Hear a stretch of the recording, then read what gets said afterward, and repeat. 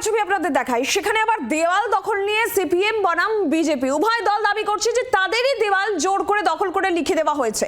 তীব্র বাগবিতণ্ডায় জড়িয়ে পড়লেন দু দলের কর্মীরা।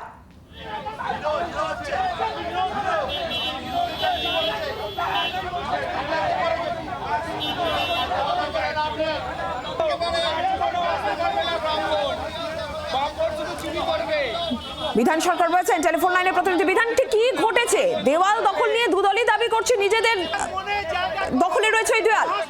নীলাঞ্জনা, দেখো, উত্তরপাড়ার এই 2 নম্বর ওয়ার্ডের যে দেওয়াল নিয়ে সমস্যা, সেটা হচ্ছে যে সিপিএম দাবি করছে তারা দীর্ঘদিন ধরে এই দেওয়ালটি তারা লেখেন এবং এবারেও তারা চুন করেছিলেন দেওয়াল লেখার জন্য।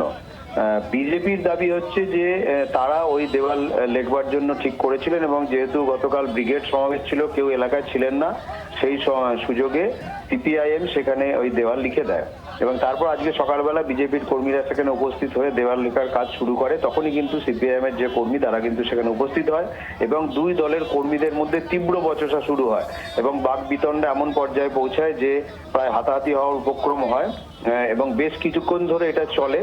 সিপিএম এর অভিযোগ হচ্ছে যে তাদের যে দেওয়ালটি বিজেপি তাদের বলে দাবি করছে, তার পাশেই আগে অপর একটি দেওয়াল রয়েছে, সেই দেওয়ালটি তাদের ছেড়ে দেওয়ার কথা বলা হয়, কিন্তু বিজেপি তাদের রাজি হয় না এবং বিজেপির পক্ষ থেকে স্পষ্টই দাবি করা হচ্ছে যে তৃণমূলের হয়ে কাজ করছে সিপিএম এবং সেখানে লড়াইটা তাদের তৃণমূলের সঙ্গে, সিপিএম এর সঙ্গে নয়, কিন্তু সিপিএম এখানে জোর করে দেওয়াল দখল নিতে এসছে, সেই কারণেই সমস্যা দেখা দিয়েছে। নীলাঞ্জনা, ধন্যবাদ বিধান।